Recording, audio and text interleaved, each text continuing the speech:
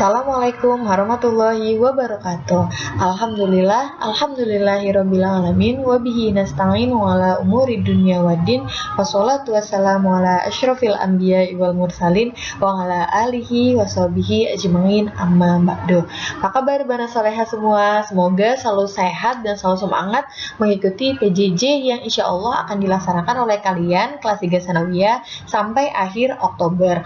Jadi bukan waktu yang singkat ya. Sebelum memulai pelajaran, marilah kita membaca doa sebelum belajar bersama-sama. Bismillahirrahmanirrahim. Raditu billahi robba wa bil islami dina wa bi Muhammadin nabiyya wa rasulah. Rabbi zidna ilman warzuqna fahman. Amin amin ya rabbal alamin. Sebelumnya ada yang sudah kenal saya atau bahkan ada yang sudah lupa karena terlalu lama di rumah. Untuk mengingatkan kalian, saya akan memperkenalkan diri saya. Nama saya Ustazah Maimunah. Kalau di pondok biasanya dipanggilnya Ustazah Momon. Insya Allah saya akan mengajar pelajaran bahasa Indonesia kalian untuk 1 tahun ke depan di kelas 3 Sanawiyah. Untuk pertemuan pertama bahasa Indonesia, kita akan belajar tentang teks laporan percobaan. Sebelum memulai pelajaran kelas 3, kalian masih ingat tidak ya, untuk pelajaran kelas 2 Sanawiyah ini kita belajar banyak sekali tentang teks yang kita pelajari. Salah satunya adalah ada teks berita, ada teks ulasan, teks eksposisi, puisi, teks drama, dan teks eksplanasi. Ada yang masih ingat atau bahkan ada yang lupa sama sekali? Selanjutnya, materi bahasa Indonesia semester pertama, kita akan belajar 4 bab ya. Nah, 4 bab ini terdiri dari teks laporan percobaan, pidato persuasif atau pidato yang mengandung ajakan, lalu ada cerpen, kepanjangan dari cerita pendek, ada teks tanggapan. Di dalam bahasa Indonesia saya akan menilai. Jadi di rapot kalian kan pasti ada nilai bahasa Indonesia. Nah, nilai bahasa Indonesia yang ada di rapot kalian ini bukan berasal dari PAT atau UAS saja, tapi nilai akhir di rapot kalian itu saya ambil dari beberapa komponen nilai. Yang pertama adalah latihan harian. Biasanya kalau saya memberikan PR atau setiap pertemuan saya memberikan tugas, itu kalian mohon dikerjakan. Lalu ada ulangan harian, setiap babnya kita akan mengadakan ulangan harian insya Allah jika tidak ada kendala. Lalu yang ketiga ada penilaian keterampilan, ini bisa menulis teks atau membuat video. Yang keempat ada penilaian tengah semester PTS, dan yang terakhir ada PAT. Ini salah ya, bukan penilaian tengah akhir, penilaian akhir tahun, yaitu atau kalian biasa menyebutnya UAS. Untuk di bab 1, teks laporan percobaan, kita akan belajar beberapa materi. Salah satunya yaitu ada pengertian, jadi apa yang dimaksud dengan teks laporan percobaan. Yang kedua ada ciri-ciri teks laporan percobaan. Jadi setiap teks ini pasti mempunyai ciri-ciri. Teks berita itu punya ciri-ciri tertentu, teks eksplanasi, teks ulasan, teks drama itu pasti punya ciri-ciri. Jadi nanti kalian harus bisa membedakan. Biasanya karena di dalam soal biasanya ada satu teks, lalu kalian disuruh menentukan ini teks termasuk teks apa ya. Jadi kalian harus kenal dulu nih ciri-cirinya. Teks laporan percobaan apa aja sih ciri-cirinya, nanti kita akan belajar. Lalu yang ketiga ada informasi. Yang keempat ini biasanya teman-teman tuh susah membedakan antara teks laporan percobaan dan teks prosedur karena persamaannya tuh banyak sekali, tapi ada perbedaannya. Nanti kita akan belajar apa sih persamaan dan perbedaan antara kedua teks tersebut. Yang kelima ada langkah-langkah menyimpulkan informasi, selanjutnya ada struktur, dan terakhir ada langkah-langkah menulis atau menyusun teks. Berpikir untuk bab 1 kita akan belajar tentang teks laporan hasil percobaan dengan tema, ini temanya teman-teman ya, bukan judulnya, ini temanya, berpikir ilmiah melalui kegiatan percobaan. Pernahkah kamu membeli makanan dari warung di pinggir jalan atau di lingkungan tempat tinggalmu? Pernah nggak jajan di depan SD? Pasti pernah, tapi kira-kira kalian tahu nggak sih kandungan yang terdapat di dalam jajanan yang kalian makan? Biasanya kalau di dalam teks laporan percobaan, kalian akan menguji coba makanan itu. Isi materinya terdapat 4, bisa kalian baca di sini. Lalu untuk kegiatan pertama ada membangun konteks teks laporan percobaan. Sebelum kamu belajar lebih jauh tentang teks laporan percobaan, amatilah gambar di bawah ini, kemudian jawablah pertanyaan-pertanyaan di bawahnya. Yang pertama ada gambar percobaan sawi. Ada yang pernah melakukan percobaan ini? Yang kedua ada percobaan mie instan. Yang ketiga ada percobaan pada telur. Nah, untuk percobaan sawi, kalian tahu nggak? Ada yang pernah mendengar kapilaritas air? Jadi kapilaritas itu adalah proses naiknya air dari bawah ke atas pada tumbuhan. Jadi di sini dibuktikan loh kalau tumbuhan yang sudah tidak punya akar, terutama sayuran ya. Jadi tumbuhan yang tidak punya akar, dia masih bisa menyerap air dari bawah ke atas. Jadi di sini warna ini apa sih Ustazah? Jadi warna ini merupakan air yang sudah ditambahkan pewarna makanan. Jadi ketika kalian mencelupkan sawi, nanti sawinya ini akan berubah, daunnya berubah sesuai dengan warna air yang di bawahnya. Jadi membuktikan kalau sayuran itu meskipun tidak punya akar, dia masih bisa mampu menyerap air. Yang kedua ada percobaan mie instan. Ini uji coba kalau karbohidrat ketika badan kita yang di dalam komposisinya lebih banyak darah, ketika mengonsumsi mie instan itu akan menimbulkan banyak penyakit. Di sini ada air yang dimasukkan telur, ada yang mengambang, ada yang tenggelam. Kira-kira kenapa ya bisa mengambang dan tenggelam? Gambar apa yang kamu lihat di atas sudah saya jelaskan. Apakah kamu pernah melakukan percobaan seperti itu di rumah? Pernah atau tidak? Bisa kalian coba di rumah. Lalu apakah kamu bisa menjelaskan bagaimana cara kerja? Jadi cara kerja itu langkah-langkah atau tahapan-tahapannya setiap gambar percobaan di atas. Menurut kamu, apakah manfaat dilakukan percobaan tersebut? Bagaimana gambaranmu tentang percobaan di atas? Silakan teman-teman simak video berikut ini. Untuk mengetahui reaksi antara cuka, ini adalah cuka, kemudian ini sudah kue, di sini ada botol, terus ini ada balon. Kita akan melakukan eksperimen sederhana. Bagaimana cuka bertemu dengan sudah kue? Apa yang terjadi? Yang pertama kita siapkan adalah sebuah botol kosong, kemudian kita tambahkan cuka di dalamnya. Ini.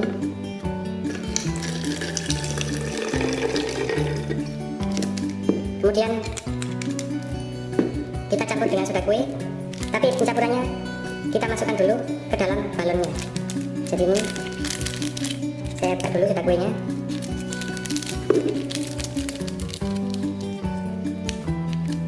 Kita masukkan ke dalam balon.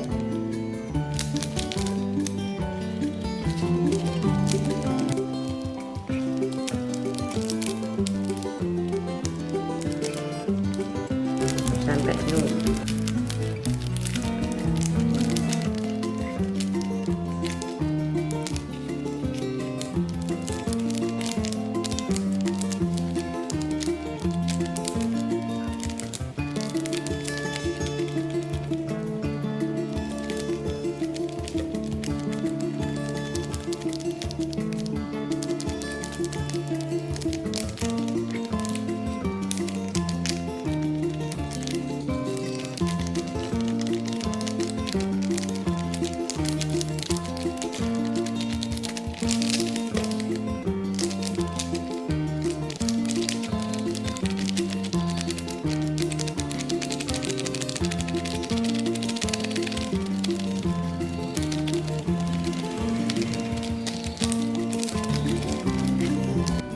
Setelah soda kue ini masuk ke dalam balon, kemudian kita ikatkan balon ini ke dalam botol seperti ini.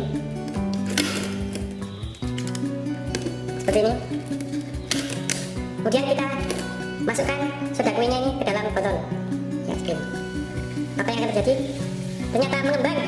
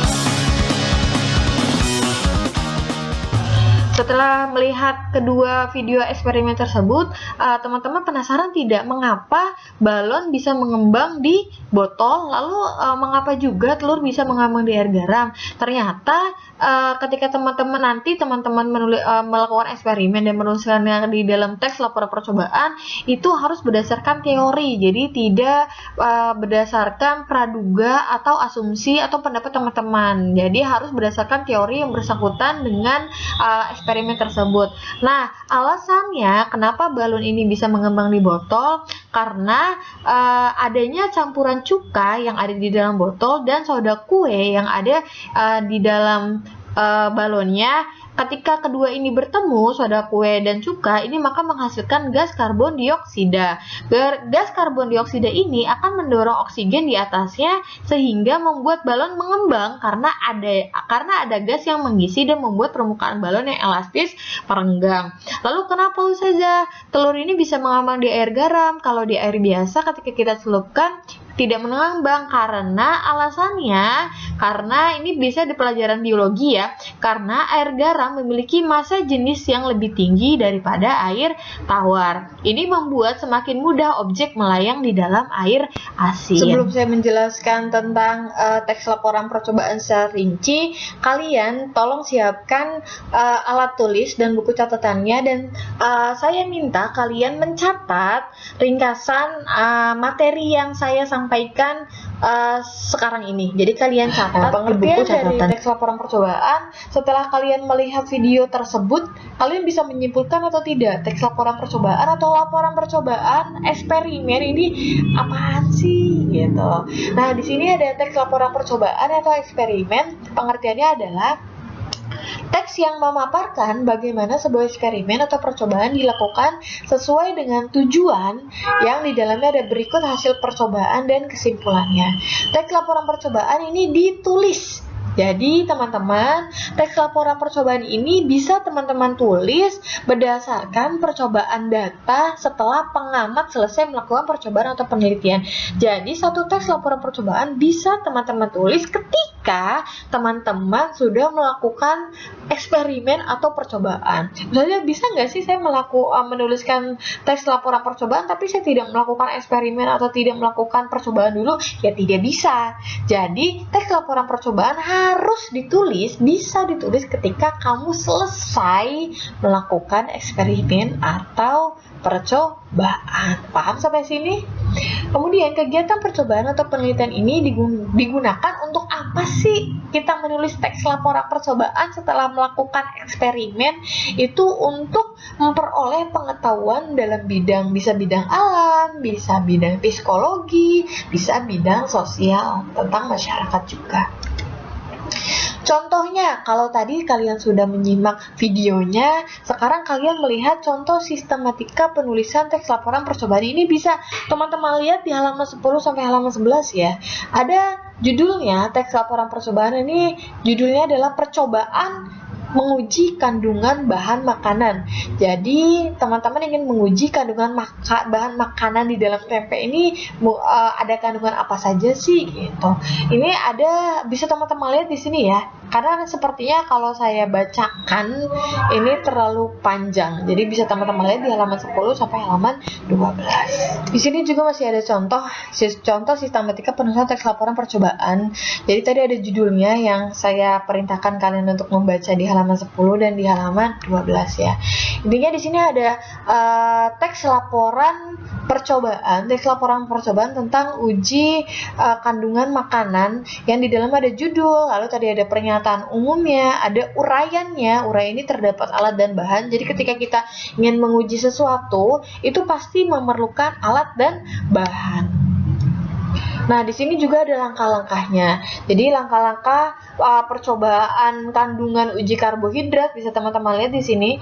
Jadi ada langkah-langkah pengujian uji karbohidrat atau amilum ke 5 bahan makanan, yaitu roti, tempe, putih telur, pisang dan kemiri. Ini caranya bagaimana? Lalu ingin menguji lemak pada kelima bahan makanan itu caranya juga berbeda. Jadi bisa teman-teman lihat di sini. Bisa teman-teman baca sendiri. Nah, terakhir itu pasti ada kesimpulannya.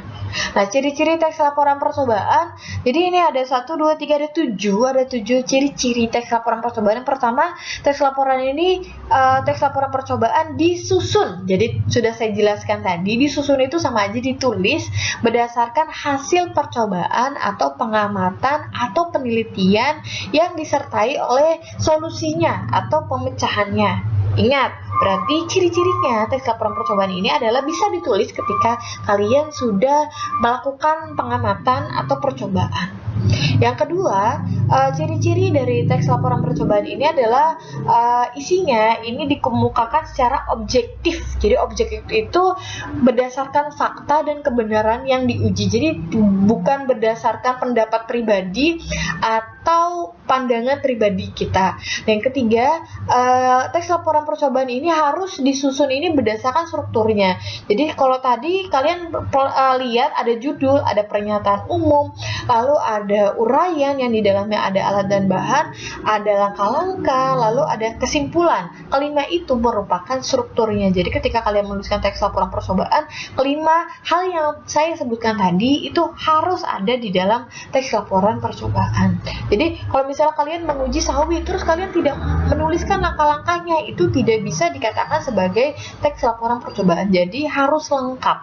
Yang keempat, teks laporan percobaan menggunakan bahasa ilmiah atau bahasa yang baku, lalu jelas, komunikatif, dan logis atau masuk akal. Jadi ketika kalian menuliskan teks laporan percobaan ini, bahasanya ini menggunakan bahasa yang baku.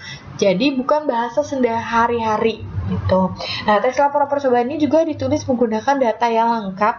Ya, ditulis juga dibuat menarik dan interaktif, dan yang terakhir ini menuntaskan masalah-masalah yang dimunculkan secara terperinci. Karena salah satu ciri-ciri teks laporan percobaan, kita balik lagi yang pertama, karena di dalamnya ini harus disertai pemecahannya atau menuntaskan masalah-masalah yang dimunculkan secara lengkap atau terperinci. Nah, informasi di dalam teks laporan percobaan, misalnya di dalam satu teks itu saya menyuruh kalian untuk mengerjakan identifikasilah atau carilah informasi yang ada di dalam teks laporan percobaan. Kalau ada perintah seperti itu atau soal seperti itu, yang dicari itu ada 5. Jadi kalian pernah belajar adik simba ya, pasti yang dicari itu harus adik simbanya. Kalau saya ada satu teks, terus saya menyuruh kalian untuk mencari informasinya, berarti yang harus dicari adalah adik simbanya. Ada apa? Kalau apa itu meliputi judul, objek percobaan, alat dan bahan dan simpulan. Kalau who atau siapa itu adalah pelakunya. Kalau mengapa berarti tujuannya. Misalnya gini, ada pertanyaan, mengapa uji kandungan bahan makanan dilakukan? Berarti kalian cari nih di dalam teksnya, yaitu tujuan dari percobaan itu untuk apa. Ingat ya, kalau ada pertanyaan mengapa, berarti yang harus dicari itu ada tujuan. Kalau ada pertanyaan kapan, berarti yang harus dicari di dalam teksnya adalah waktunya. Kalau ada pertanyaan di mana, berarti tempat. Bagaimana uji kandungan makanan, berarti yang harus kalian cari langkah-langkah percobaannya.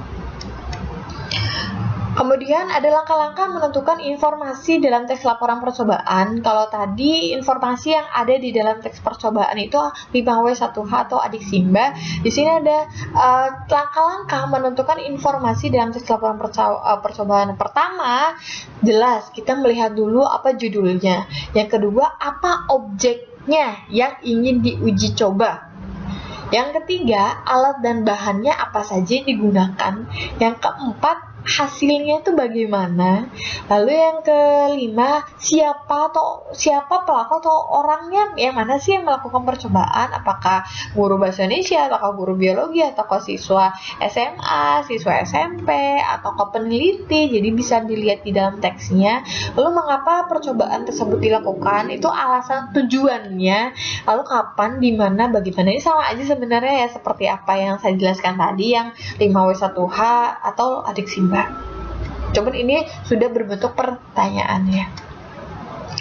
Lalu perbedaan teks prosedur dan teks laporan percobaan. Jadi saya bilang tadi antara teks prosedur dan teks laporan percobaan ini mirip sekali. Jadi banyak sekali persamaannya, namun mereka juga mempunyai perbedaannya. Apa sih perbedaannya? Kalau teks prosedur bisa teman-teman lihat di sini. Kalau teks prosedur tujuannya ini hanya untuk memaparkan langkah-langkahnya, hanya untuk memaparkan atau menjelaskan langkah-langkahnya saja. Fungsinya ini untuk kemudahan kepada pembaca dalam membuat atau melakukan sesuatu sehingga mencapai hasil yang maksimal. Strukturnya ini ada tujuan, alat dan bahan, langkah-langkah dan penutup. Jadi kalian pernah belajar di kelas 1 Sanawiyah itu ada teks prosedur, teks yang berisi langkah-langkah membuat atau melakukan sesuatu. Misalnya membuat seblak, ada langkah-langkahnya, ada. Misalnya membuat bros dari kain flanel, itu ada langkah-langkahnya, termasuk dari teks prosedur, karena hanya memaparkan langkah-langkah atau tahapan-tahapan membuat sesuatu, hanya memaparkan langkah-langkahnya saja. Lalu apa bedanya dengan teks laporan percobaan? Bedanya adalah kalau teks laporan percobaan ini memaparkan hasil kerjanya, jadi bukan cuma memaparkan langkah-langkahnya saja, tapi memaparkan hasil kerjanya yang lengkap, mulai dari tujuan, mulai dari alat dan bahan, mulai dari lalu ada langkah-langkah, ada kesimpulan, lalu ada solusinya juga. Nah, fungsinya kalau teks prosedur fungsinya membuat kemudahan, teks laporan percobaan fungsinya itu untuk pertanggungjawaban atas kegiatan yang telah dilaksanakan. Misalnya kalian melaksanakan percobaan atau eksperimen di pelajaran biologi, itu kalian harus membuat teks laporan percobaannya. Kenapa harus membuat teksnya? Karena teks itu sebagai bentuk pertanggungjawaban kalian bahwa kalian sudah melakukan eksperimen biologi secara sempurna dan lengkap. Jadi sebagai bentuk pertanggungjawabannya. Strukturnya juga berbeda. Kalau struktur teks laporan percobaan ini hanya ada dua, pernyataan umum dan uraian. Lalu pada bagian uraian ini terdapat unsur prosedur percobaan. Nah, kesimpulannya, teks prosedur diperlukan membaca sebelum membuat atau melakukan sesuatu. Jadi kalau teks prosedur ini untuk melakukan atau membuat sesuatu. Kalau teks laporan percobaan ini dibuat atau disusun setelah kita melakukan percobaan. Jika kalian ditugaskan untuk menyimpulkan informasi dalam laporan percobaan atau dalam teks laporan percobaan, ada langkah-langkah yang harus diperhatikan. Yang pertama, sudah pasti kalian harus membaca teksnya terlebih dahulu. Yang kedua, kalian catat setiap informasi adik simbanya. Jadi kan tadi sudah saya jelaskan adik simba ada apa, di mana, kapan, siapa, dan mengapa. Misalnya apa itu judulnya, berarti kalian stabilokan. Lalu objeknya itu apa yang diteliti, yang diuji coba. Nah, lalu misalnya ada siapa atau pelakunya, mengapa, itu ada tujuannya, bagaimana, ada langkah-langkahnya. Silakan kalian garis bawahi atau stabilokan di dalam teksnya. Kemudian setelah kalian mencatat informasi adik simbanya, yang ketiga, berdasarkan informasi tersebut kalian gabungkan, kalian simpulkan lagi, kalian ringkas lagi informasi adik simba tersebut. Lalu setelah kalian ringkas lagi dan kalian gabungkan dan kalian ringkas lagi adik simba tersebut, kalian tulis menggunakan bahasa yang baku dengan gaya kalimatmu sendiri. Jadi kalimatmu sendiri menggunakan bahasa kita sendiri, tapi bahasanya bahasa baku, tidak mencontek dari internet.